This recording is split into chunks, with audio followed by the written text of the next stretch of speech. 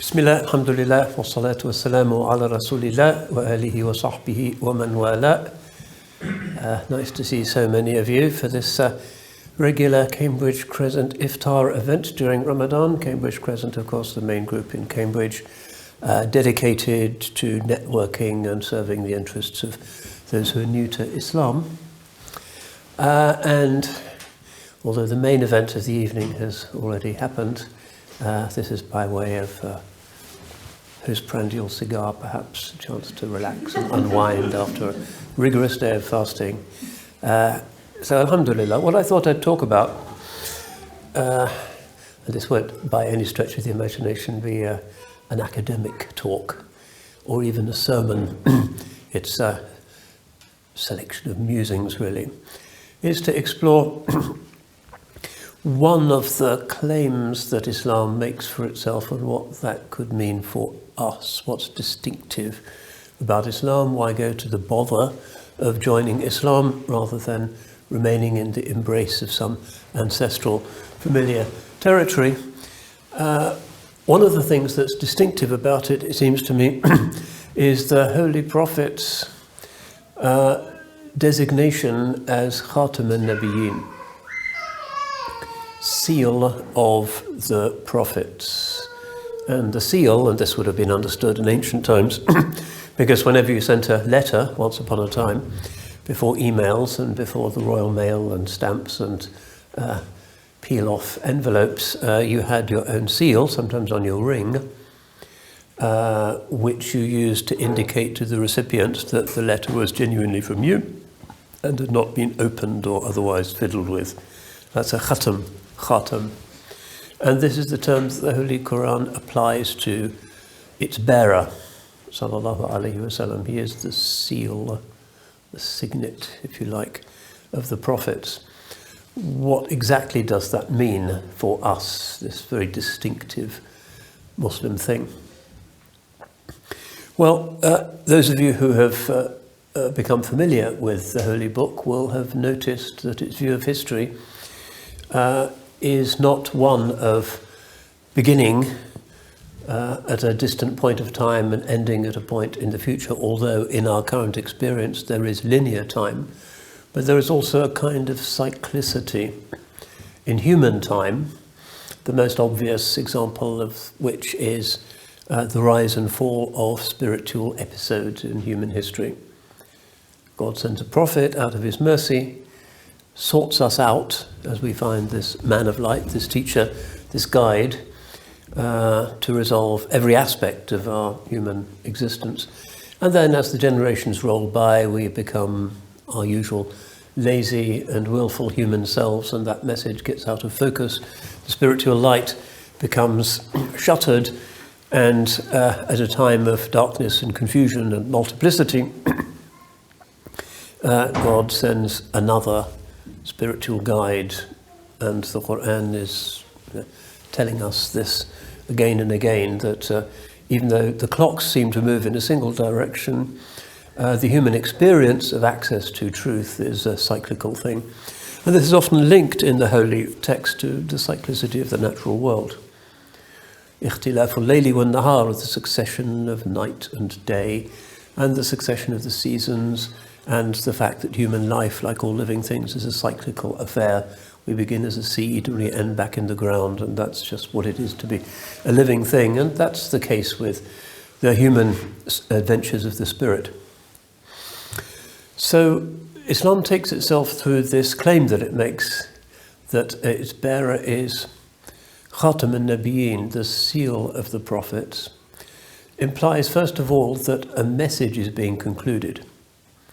We've all had that experience when we write a letter and we enclose a check and our excuse to the gas company for being late or whatever it is, and then we lick it and we close it, put the stamp on.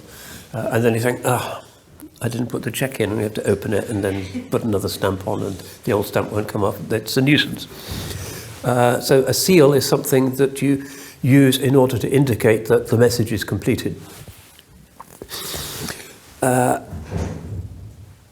But in the case of Islam, something rather enormous the entirety of the human experience with the divine truth is being sealed. It's not quite the same as being the last.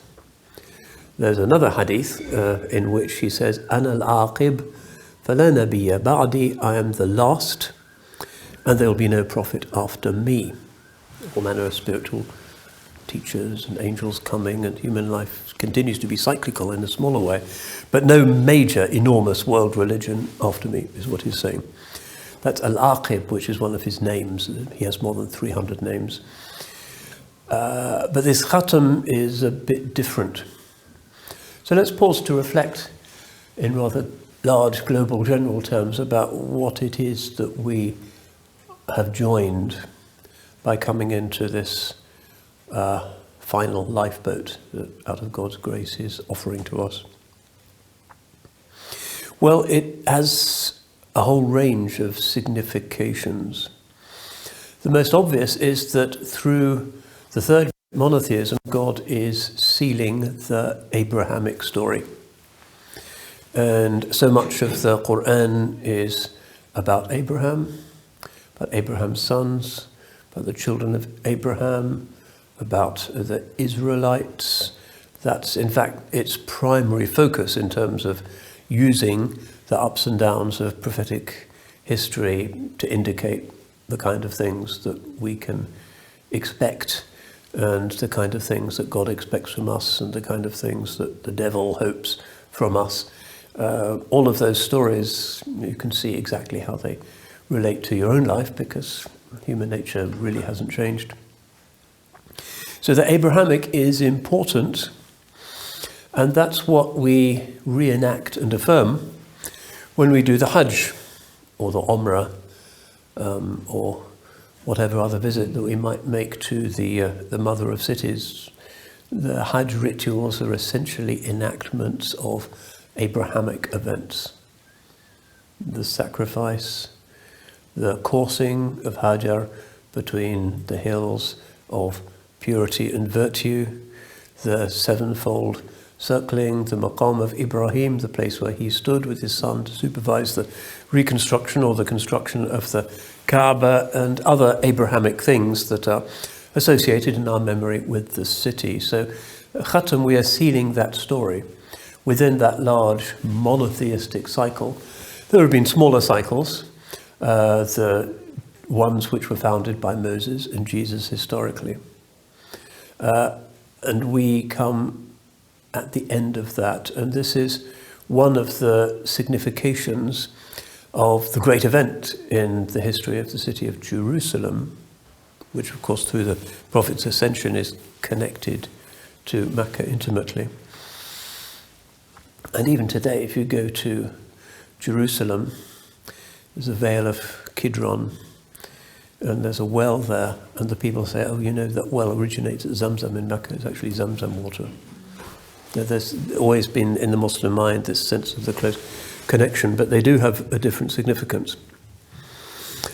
That the Mi'raj, the ascension of the Holy Prophet, which happens in the lunar month of Rajab, and is in many ways the spiritual culmination and proclamation of his mission, has so many dimensions to it, but one of them is what is the very beautiful and reassuring moment where entering the temple or the site of the temple, the chosen one meets the previous prophets.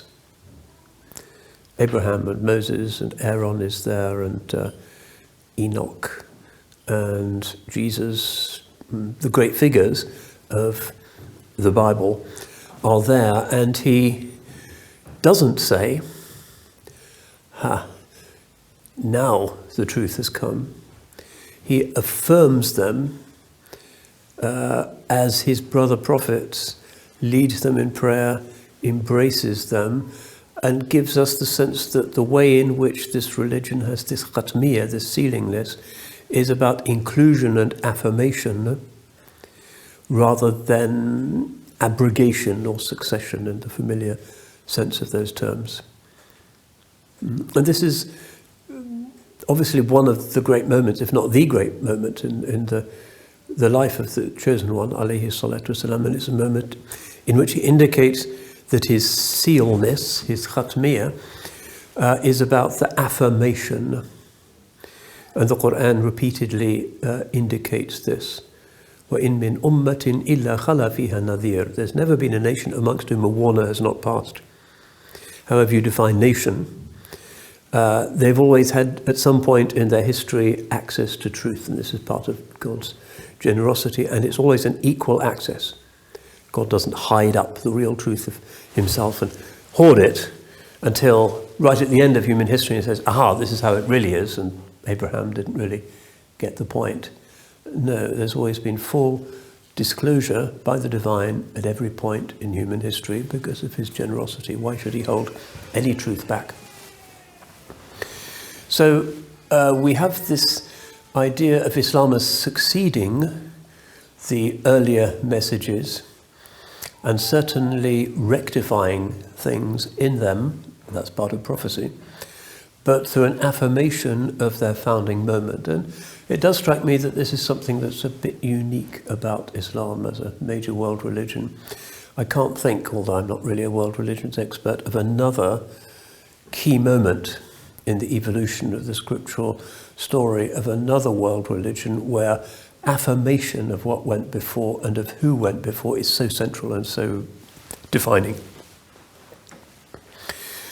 This is interesting in monotheism, which tends to be quite binary, truth, falsehood, heaven, hell, and so forth. But here it's the affirmation of what went before.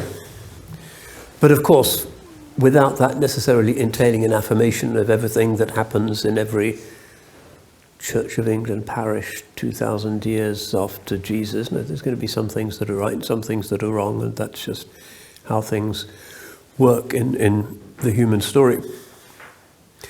So we have, again, as part of this, I would say, uniqueness of the Quranic way of framing monotheistic history, those beautiful sequences in the Quran which are about Moses and his run-in with Pharaoh, and the mother of Christ and the way in which she gives birth in the wilderness, told with very great beauty and delicacy in Arabic, and a very great psychological insight.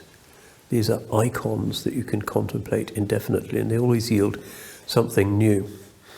So not just a theological statement that, yes, they were right, but everything then went pear-shaped, but a kind of real love and affection that is unmistakably the case in the Quranic text. If you read Surah Taha, there is Moses and his brother and Pharaoh and those anxieties and the Israelites and the Red Sea. And then if you read Surah Maryam, which is next door, you have the story of the Annunciation and the angel Gabriel and those wonders. And the Quran, it's always speculative to work out exactly why it frames things the way it does, although we know that it has an impact on the soul. A couple of years ago I was invited to a church in an English town which was trying to revive its local Marian shrine. Most of those things were destroyed at the Reformation. They were trying to recreate it, and they'd recreated an image, and it was all very Marian and bells and smells, and not quite my style of religion, but they were good, humble people. And they said, we'd like this to have an interfaith dimension, and could you please read, as part of the rededication of our church, something from the Quran. So I go up to the pulpit and I read, of course, Pictoul's translation of the opening verses of Surah Maryam. Very interesting kind of intercivilizational experience. In that Pictoul's father was actually a clergyman, and he really knew that magnificent register of the English language, which is from the King James Bible and the Cranmer's prayer book, and maybe the highest form of the English language that there's ever been, quite melodious and extraordinary. That voice is speaking Quranically of the Virgin Mary in this Anglo-Catholic shrine, and it was interesting for me to listen to myself as these echoes went out into this space. And afterwards, little old lady, as we had our usual kind of wasn't sherry on the lawn, it was kind of tea and biscuits, came up to me and said, yours was actually the best reading, she said. I thought, yeah, the Quran kind of out-narrates even those sort of passages about the nativity of Christ in Luke's Gospel. This is one of the things that as a new Muslim you find kind of interesting, challenging, but consoling, that you're in a certain sense more with those stories, but in a way that makes more sense than you were. And many of you, no doubt, have had similar experiences. We are part of the Ahl al-Kitab generality. We share certain scriptural priorities and stories and cruxes.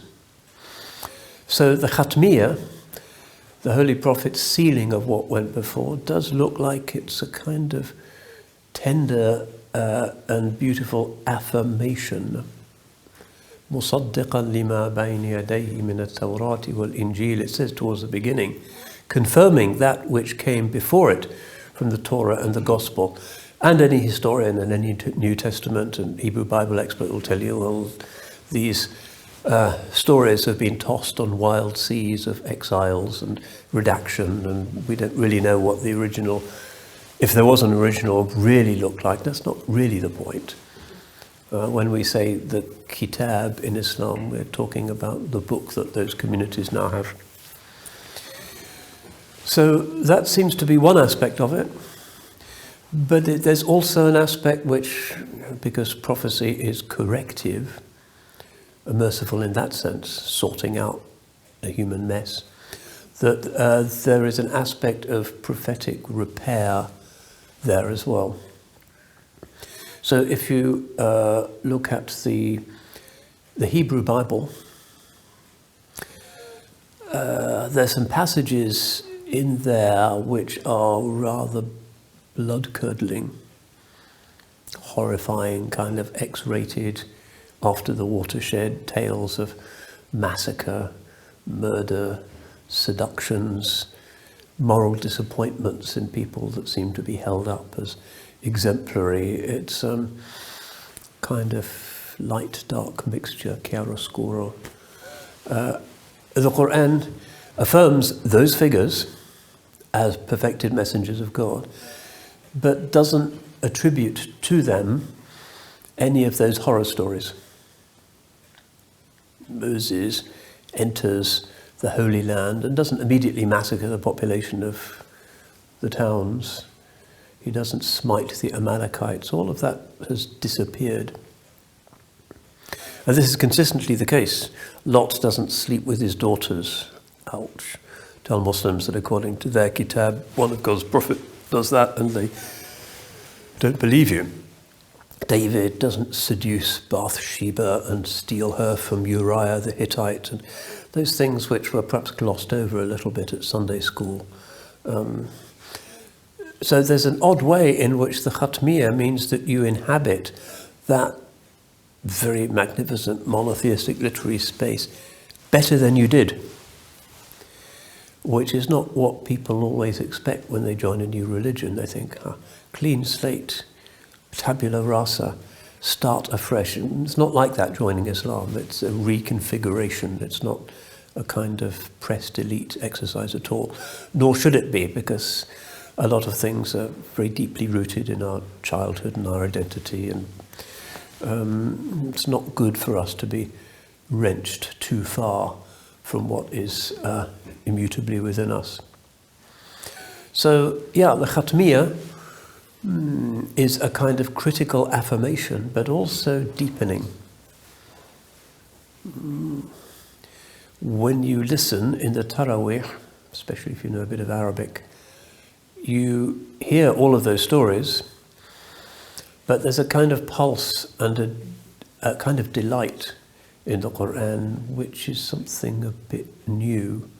There's an ecstatic, exuberant quality to it, which reminds us, well, what do you expect from a God that wishes human beings to be happy? Of course, the text, it contains warnings, and we certainly need that because of our gravitational tendencies. Yeah, we need the stick as well as the carrot. But there is a kind of joyfulness, talawa in Arabic, kind of sweetness about the text, which is what holds people as they stand dutifully for 2 hours of Tarawih every night for a month. That's another of the miraculous qualities of the book. But let's pause for a while, because time is a bit limited, and think about the larger picture. The Khatmiyya doesn't just relate to the monotheistic cycle that goes back to Abraham and his sons. It goes right back to Adam, peace be upon him, his wife, and the beginning of the human story, however you conceive that to be. And this is long before writing or archaeology and anything. So a range of different theories as to human origins seems to me to be perfectly defensible. But at some point there was first human in the sense that is in full community with ourselves. Divine mystery, if you like. But we started somewhere. We haven't always been around. And we know, and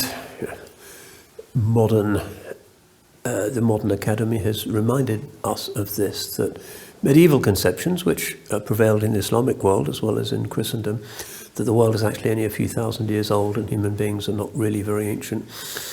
And maybe Abraham takes you back at least half the distance to our putative forebears, is not actually correct, and that Homo sapiens has been around for 70,000 years, 80,000 years, an inconceivable span of time. Which means, if we are to take seriously this idea of the Khatmiyya, the sealing, that what Islam is doing is not just sealing in the sense of affirming and repristinating and repairing the narrative of the two immediately preceding monotheisms, but is also fixing and also affirming that which is much older. Another story from the Mi'raj, the ascension of the Chosen One. Some of you all know this. The angel offers him 2 chalices when he is in the divine presence. In some narratives there's 3, but we'll stick with the one that says 2. Wine and milk. And the Holy Prophet chooses the milk. And the angel says, Hudita lil fitra. You've been guided to the fitra. Although there's Arabic terms which are frustratingly difficult to find a single English equivalent for. Something like primordial, natural disposition, almost nails it. Nature almost nails it. Rightness, that which, as it were, puts the human being in the appropriate place in the natural order. And there's a lot more about what that could mean. And great Islamic philosophers like Avicenna have written separate books on what the ascension of the Holy Prophet means as a kind of prototype of, archetype of spiritual ascent from the shadows into the light. But we haven't got time for that. But at this highest point of his ministry, this is obviously really important. That he is to be a man of the fitra, nature, the primordial natural disposition of human beings. Now, there may be some anti-Christian polemic possibly buried deep beneath the surface of this. Maybe the wine and the chalice represents communion or transubstantiation or salvation or something. Don't know, it's not explicit. But the milk is something new. And the milk obviously represents nature, whereas wine doesn't, because wine represents nature that has been intervened upon by human process that has turned it into something different. So what does it mean for the Khatmiyya, the sealness of the Chosen One, to incorporate pre-Abrahamic, primordial human beings in this way that is the way of nature? The Holy Prophet is going to be the man of nature. And indeed, he's in the city of Medina, which is as close to nature as you could get I don't think there were any stone buildings there. Everything was made of rammed clay. Roofs were made of palm logs covered in palm branches with perhaps a bit of clay chucked on top. The city was an oasis city. You were absolutely in primordial Paleolithic nature. Probably the city had not changed for thousands, tens of thousands of years, at least in its appearance. So he is there. He's not in Jerusalem, he's not in Rome, he's not in Corinth or somewhere. He's in nature. That clearly is a sign. And there is so much in the specifics of how the religion works that seems to hark back to a very ancient time.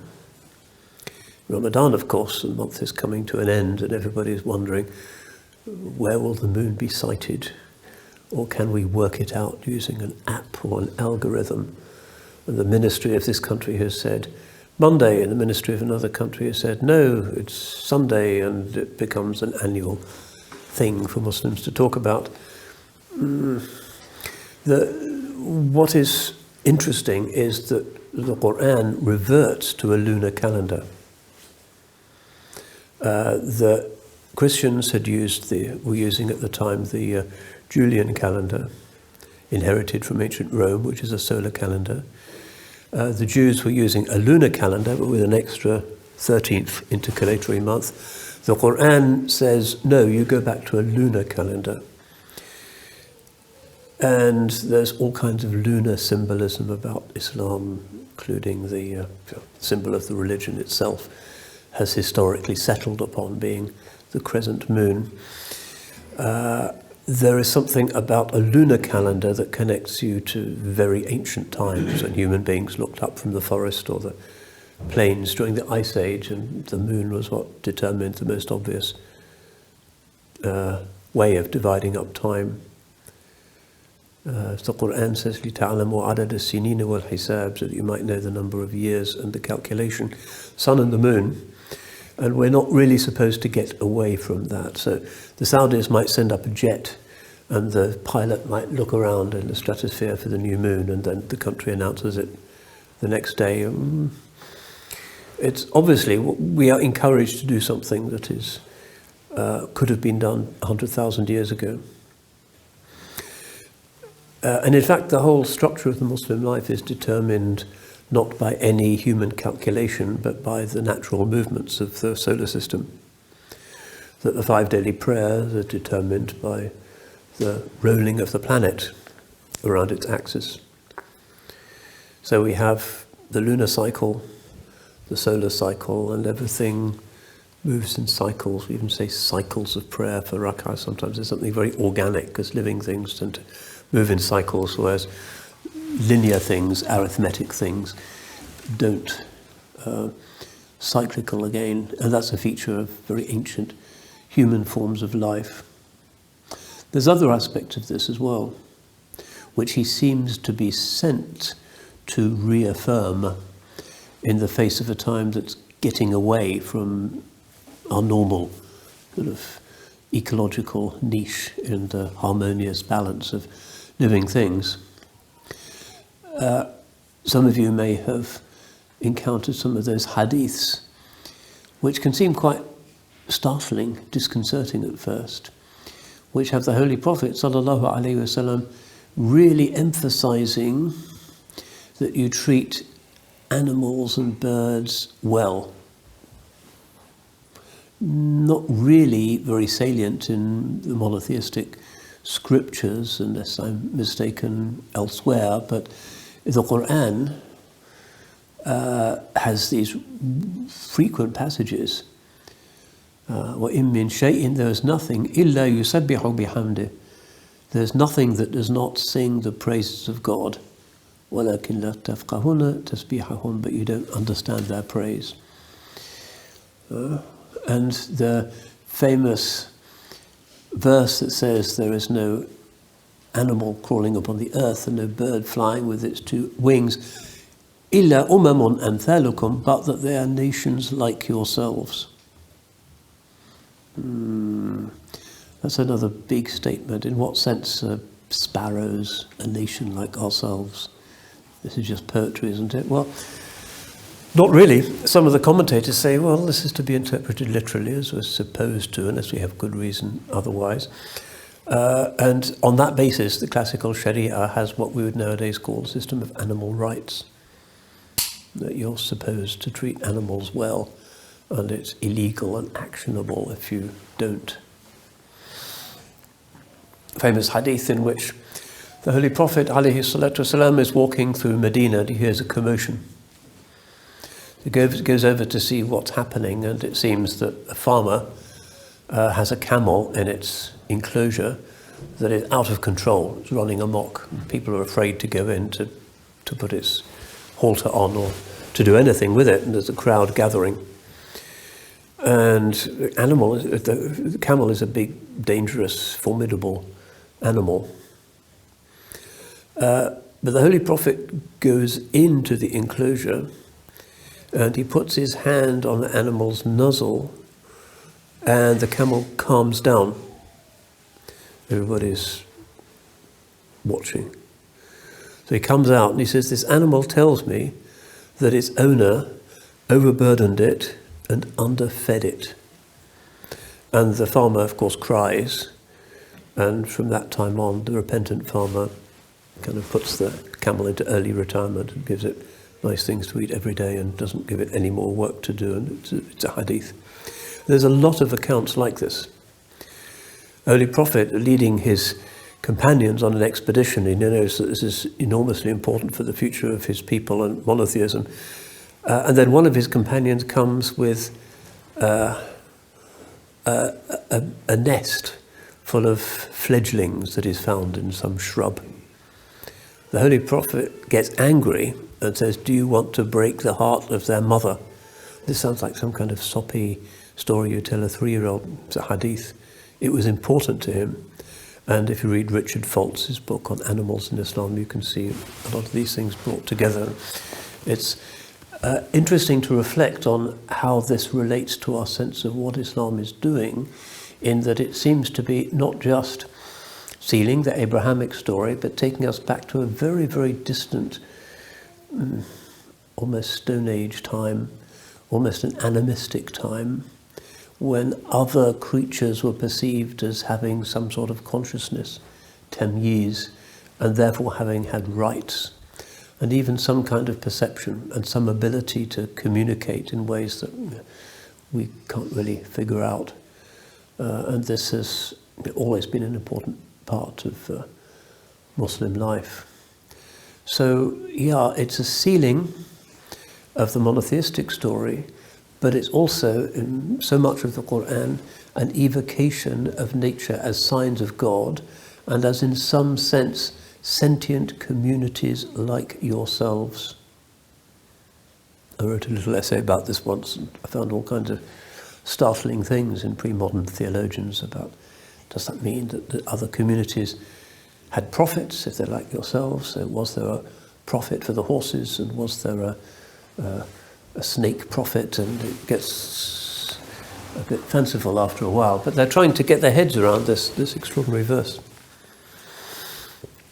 So when we talk about the role of the Chosen One in sacred history, we're talking about something that is complete, that takes us back to the vast majority of human history, which is the times of fitra, when human beings were living purely in the natural world, when they didn't even have houses and everything was perhaps as it's meant to be for Bani Adam. So this also, it seems, has relevance to us nowadays, in that we all know that the human relationship with the natural order is abusive and unsustainable. And the secular world is trying desperately to pull itself out of the hole which it has dug for humanity. Will we reach net zero by 2050? Mr. Starmer says definitely. Will it be too late by then? Things are already quite bad climatically and environmentally. The environment in this country is already pretty degraded. It's not easy to fix something that took millions of years establish a complex, subtle, beautiful equilibrium. Human beings are biocidal nowadays, unfortunately, unintentionally. We're just greedy and unbalanced. You probably all have a good sense of what is at fault in that. But in the context of environmental movements, climate change activism and so forth, it seems we have a very strong theological basis for engaging, but not just because the current human turbo-capitalistic hyper-consumptive lifestyle is endangering the world, which is our life support system. And Mr. Musk, quite looking forward to the day when he finally blasts off on all of his starliners and leaves us in peace. But going to a planet that's already been destroyed by climate change doesn't really sound like the ideal solution to me. But that's an example of how sort of desperate and fantasizing things have become in the secular world. Instead of saying this is just about human survival, we would have to say this is about restoring the balance, the mizan, which is God's intention for the universe, certainly for the biotic realm into which we are very strongly embedded by our religion. We have a theological reason for defending the rights of other species rather than a sentimental one or a pragmatic one. So these, it seems to me, are all parts of what is implied by this Khatmiya idea that the Holy Prophet ﷺ is sealing prophetic history. And we can find in what is most distinctive about our spiritual tradition something that is the very beautiful affirmation of the most beautiful things that human beings have ever felt and looked for, and leaving behind of some of the shadows. So that's why the Holy Prophet is given this name in Scripture. ما كان محمد أبا أحد من رجالكم ولكن رسول الله وخاتم النبيين. Muhammad is not the father of any of your menfolk, but he is God's messenger and the seal of the messengers. Rasulullah wa Khatim al-Nabiyyin. So this is one reason why we are always praying for him.